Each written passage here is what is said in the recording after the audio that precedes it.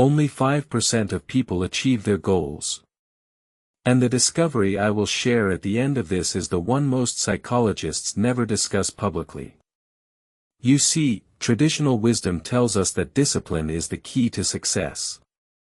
We're led to believe that if we just work hard enough, we'll achieve our goals. But what if I told you that this approach is actually flawed?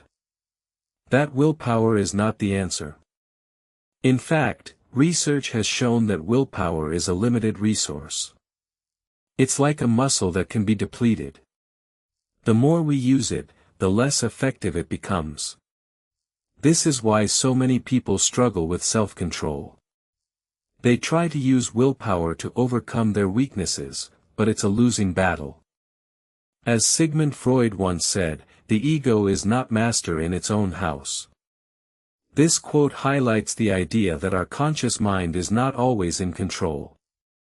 Our unconscious mind plays a huge role in shaping our thoughts, feelings, and behaviors. So, what does this mean for us? How can we possibly achieve our goals if willpower is not the answer? The next pattern is the one that keeps the most intelligent people trapped. Let's dive into the world of psychoanalysis and explore the concept of the ID and the superego. According to Freud, the ID is the primitive, instinctual part of our mind that seeks immediate gratification. It's the part of us that wants to indulge in pleasurable activities, without considering the consequences. On the other hand, the superego is the moral component of our mind that tries to restrain the ID. It's the part of us that says, no, you shouldn't do that. It's not right. But what happens when these two forces are in conflict? When the ID and superego are at war, it can lead to feelings of guilt, shame, and anxiety. This is where the concept of ego comes in. The ego is the mediator between the ID and superego. It's the part of us that tries to balance our desires with our moral principles. But what if our ego is not strong enough? What if it's overwhelmed by the demands of the ID and superego? This is where willpower comes in. We try to use willpower to control our thoughts, feelings, and behaviors. But as we discussed earlier, willpower is a limited resource. What the research shows next will make you question every decision you have made this week. So, what's the alternative to willpower? How can we possibly achieve our goals without relying on this limited resource? The answer lies in understanding the power of our unconscious mind. You see, our unconscious mind is like a computer program that runs in the background. It's always working, even when we're not aware of it. And it's incredibly powerful.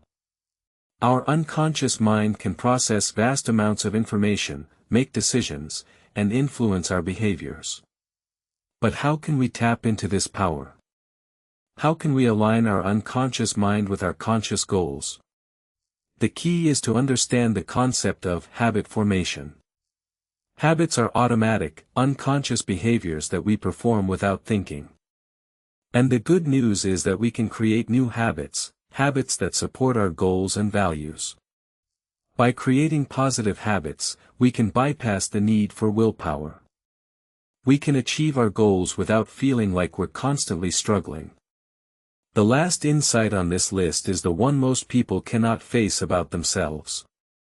So, how can we apply this knowledge in our daily lives? How can we create positive habits that support our goals and values? The first step is to become aware of our current habits. We need to identify the habits that are holding us back, and replace them with new, positive ones. This can be a challenging process, but it's worth it. By creating positive habits, we can achieve our goals without feeling like we're constantly struggling. We can tap into the power of our unconscious mind and unlock our full potential. It's time to stop relying on willpower and start using the power of our unconscious mind. It's time to create the life we deserve, a life of purpose, fulfillment, and happiness. As Sigmund Freud once said, the future is not a result of choices among alternative paths offered us by the present, but a determination from the past. This quote highlights the idea that our past experiences shape our present and future. By understanding our past, we can create a better future.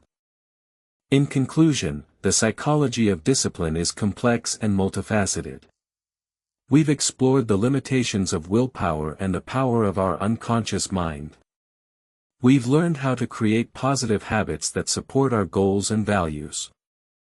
And we've discovered the importance of understanding our past experiences. So, what's the discovery that I promised to share with you at the end of this video? It's the fact that our unconscious mind is the key to achieving our goals.